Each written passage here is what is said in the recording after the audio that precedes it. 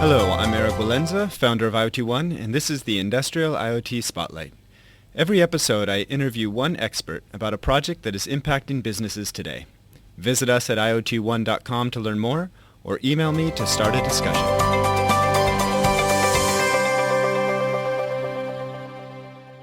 Okay, welcome back to the Industrial IoT Spotlight. I'm joined again by Oliver Winzenried, who previously gave a detailed introduction to his company, WIBU Systems. We're now going to move to the topic of use cases and market developments for cybersecurity in the industrial IoT space.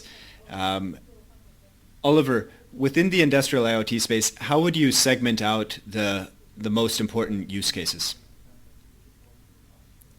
Today use cases, hello Eric again. Today use cases are really in all kinds of industries because digitization and connectivity can be seen everywhere. It's in sensors, actuators, in applications in industrial automation, in healthcare, transportation, smart building. It's in retail and banking, gaming. You have applications in face recognition and so on. So lots of things, and everywhere monetization of these features and functionality with secure software licensing is possible. So if I look at your solution portfolio, okay, so number one, licensing, how would you segment out the market? I think we've talked previously about licensing, we've talked about protection, we've talked about security. Are those the three segments that you divide your market into? Would you fragment them more, or do you use a different map to visualize what the cybersecurity market looks like? Yeah, the three topics you have mentioned, protection, licensing, and security, are three different tasks. All of them can be solved with cryptographic technology and with our solutions. And security is the one, so temporal protection, cybersecurity is the one I would say is a must to benefit from digitizations with new business models. And without having security in place, a reliable operation of any kind of system will not be possible. So it makes it more like a Russian roulette instead of a reliable operation, which is in some areas it's really critical if you are thinking on critical infrastructure like power or water supply.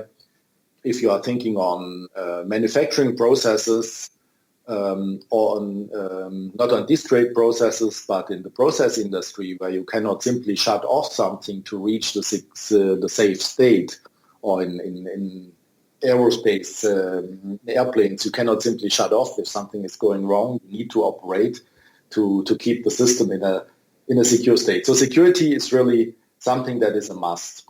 And the protection against counterfeiting, the protection against reverse engineering is something that makes it, that improves the security implementation and also stands for the business success of the manufacturers. And licensing, of course, is the most important mechanism to monetize the data and the software. And that is not only benefit of the manufacturer, it also offers the users a lot of benefits. Gotcha. So if I were to summarize, I would say that security is protecting against cyber attacks, and so it's a fundamental requirement to protect your users, also to protect yourself from lawsuits.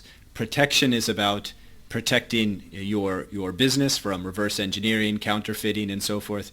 And then licensing is about enabling new business models or allowing yourself to monetize your technology. Is that a fair kind of summarization of those three uses or those three ways to use your technology? Yes, Eric, that's a perfect summary. That's a perfect summary. And let's have a look on the user benefits for that. So with licensing, the user can purchase tailored products. So he needs to pay only for the required features.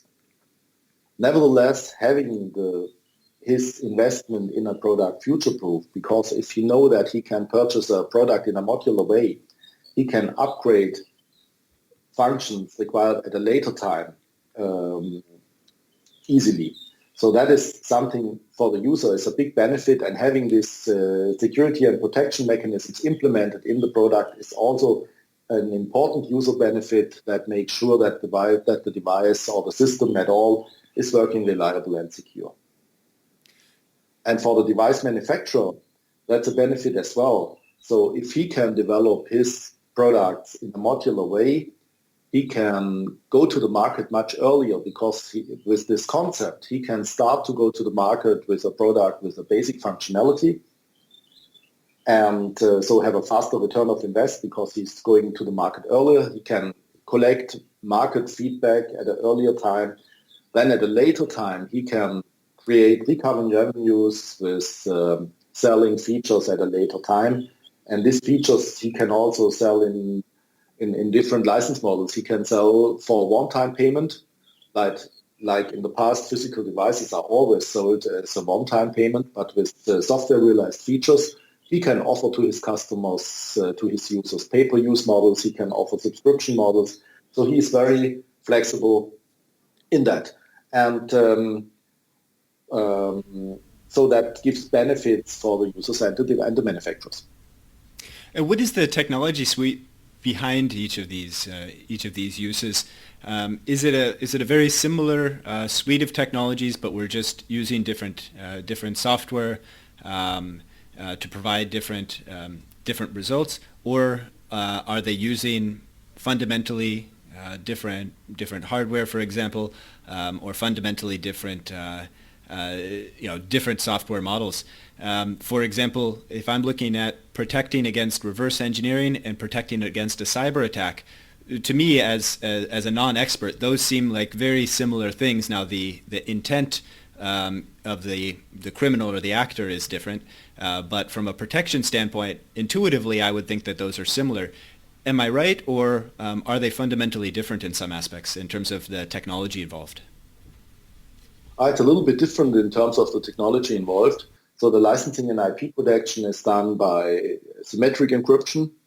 So for example, AES as an encryption algorithm is used to encrypt the data, while integrity protection and temporal protection has many different aspects, but that one major technology is digitally signing the data, digitally signing the software, so that the receiving device can evaluate the signature and make sure that it's not changed, not tampered, and it's really coming from an authorized party. That's also important for medical equipment. If you do a software or firmware update, the device must make sure that it's not coming from like a virus from somebody who is not authorized, but it's coming only from the manufacturer itself, and that it's correctly. So that is the basic mechanisms. But for device manufacturers to realize these security by design into his products, it's of course much easier if it's already provided by the tools they are using. So for example, if somebody is using PLCs in his machines, it makes it much easier if the development tools for the PLC, which are in many cases proprietary solutions, if they already have foreseen this protection and licensing technology so that it can be easily used by the machine maker. Or if you are developing IoT device, cyber physical system. So mostly it's based on operating systems and on some standard platforms with, for example, ARM-based CPUs or Intel-based CPUs on the one side and standard operating systems. And then the integration is much easier if these operating system workbenches and development tools have foreseen the technologies already. And the hardware platforms, when using standard hardware platforms, some hardware platforms already include secure elements, like CodeMator is embedded in all Contron embedded computing technology devices, CPU models and boards, or TPM is integrated in many things. So these standards are coming compared to the past, where people have developed all their software from the scratch, from each bit and byte directly to the CPU, and have built a completely individualized hardware. Today, most devices are starting from a standard hardware platform, and they are starting from with standard operating systems or development tools. So that makes it much easier for the manufacturers to integrate all that complex mechanisms without becoming specialists in all different topics. Gotcha. And how are we seeing the markets evolve for these different uses? I mean, if I look at the news lately, I would say that many companies are bringing, you could say maybe because of the rise of startups as basically an R&D model for larger companies, right? Larger companies are to an extent reducing internal innovation efforts because of the success in acquiring startups who are often quite efficient at validating a product, but then you're seeing that these startups they don't have a brand behind them. They might rush a product to market, and we're seeing some fairly significant security lapses. At least in the B2C space. I would say in the B2C space. In the B2B space, you haven't seen necessarily as many of these product launch security lapses, but you have seen a lot of delays in terms of expectation, delays in terms of adoption by industrial end users because of concerns. And you've also seen some fairly high-profile industrial espionage cases, which look like they might have a government actor behind them. Where are we in terms of forward or backward progress in terms of overall security? Are we moving into a world where, because of the rapid change and rapid entry of new technologies to the market, we're somewhat less secure overall in terms of our infrastructure, or is that media maybe a bit of overhype by the media? A preference for identifying worst cases and failures, and not an accurate representation. Where would you say we are in terms of overall security and the direction that we're moving in the industrial IoT market today? I think we are in the middle. So in some cases, what you can read in the press and what is published, it's really the truth, because people and companies are not taking enough care about the security issues. In other issues, they really already do. So I think we are in the middle, and there will be never 100% security, but also the governments take their responsibility and role in creating rules for systems that are really used in critical infrastructures. So I think we are on a good way. The awareness for security is highly increasing, and all the accidents that are happening, of course, they take their role. It's not only technical, and the technology is available. The technology needs to be implemented in all the systems, and also the awareness of the people needs to increase. The people need to be trained, especially also in the consumer area, that they are a little bit aware of what they should do and what they should not do.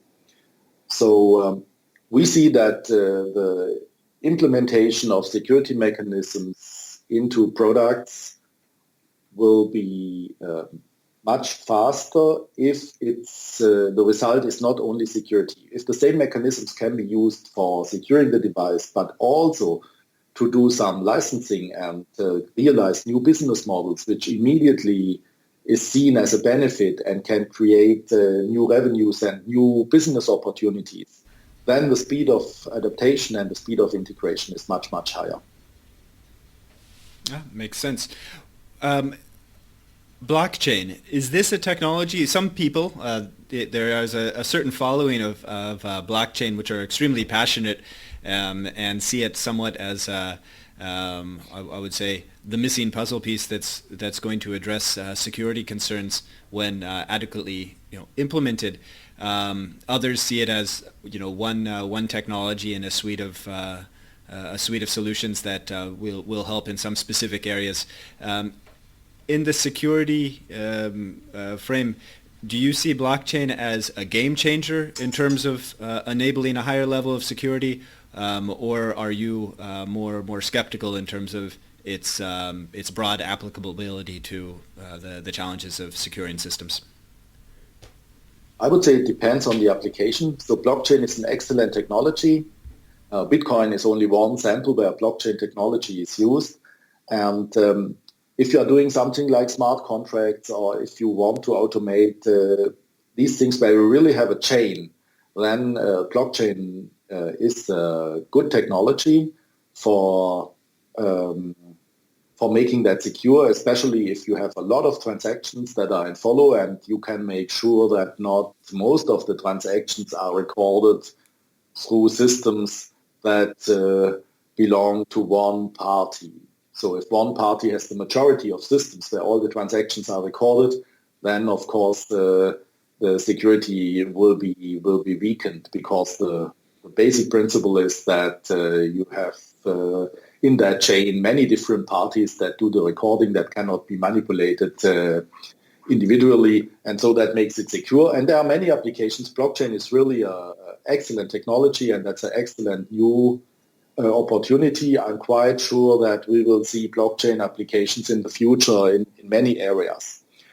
Now in the area of IoT, I would say that there must be something like root of trust, and that is something that needs to be in every device. So there might be a combination of some basic cryptographic secure key storage applications and blockchain, but this root of trust is in the IoT market always necessary. So blockchain alone, in my opinion, cannot solve this issue. And so I'm not so familiar with that concept. Is that the concept of having basically a physically embedded component that contains the keys in every device? Or can you explain a bit more that concept? Yeah. So having a unique identity can be a unique identity that is inside of a CPU in the IoT devices, or you having a secure element like a TPM module or a code matter chip on the device. That's under the trust of security where you build on. I see. So you had mentioned in our previous discussion that you have a 3-year product development pipeline, that in terms of your vision, you're looking more out into 6 to 10 years. What are you planning for in the future? Where do you see WIBU's market going? Are there particular new technologies that you're personally excited about developing solutions around, or are there new, you could say, new problems or new markets that your team is expecting to develop in the coming, let's say, 5-year horizon? Yeah, what we are working for the next 5 years is more sophisticated cloud-based tracking of software realized features in devices, in connected devices. So not only the license deployment, which is already available in cloud-based solutions from our side today. So having the tracking that you can create flexible billing and solutions for the manufacturers. That's one step. The other step is keeping track with the security requirements and updating the security mechanisms so that they keep a high level of security against the better attack methods. And we want to supply our secure elements in a more and more flexible way, beside the support of technologies that are coming from the CPU vendors and are integrated in all the CPUs, like I mentioned before, the Trust Zone from ARM or SGX from Intel, so that for mass products in sensors, in actuators, in high volumes, low-cost products, or maybe in bicycles from OFO or Mobike, these security mechanisms can be implemented in a very cost-efficient way. Yeah, great point. I think this a lot of the issues that we have seen out in the press have been around low-cost products, where it's just been difficult, given the technologies in the market today, for the product developers to justify the right security elements. So certainly there's a need for very low-cost solutions as we begin to expand connectivity to and computing power to these micro devices or very inexpensive devices. Oliver, thanks so much for this follow-up conversation on use cases and the market. Our next conversation is going to dig a bit more into your specific case studies, looking at what an actual implementation looks like from your perspective and your customer's perspective. Before we move on, I know you've recently published a white paper on IoT security and licensing. Can you please share that with our audience? I think it's very, very important for people to educate themselves on these topics because, as you noted, this is as much as a technical issue, it's also a behavioral and an organizational issue when it comes to securing technologies for your customers and for your own operations. Yes, I'm very happy to do that. So we have a white paper about IoT security and licensing, and that can be downloaded from the following short link. It's s.wibu.com/IoTWP. And that covers most of the requirements and topics in detail that we have discussed in the last 10 minutes. All right, thanks. So thank you very much. Thank you. Thank you, Oliver.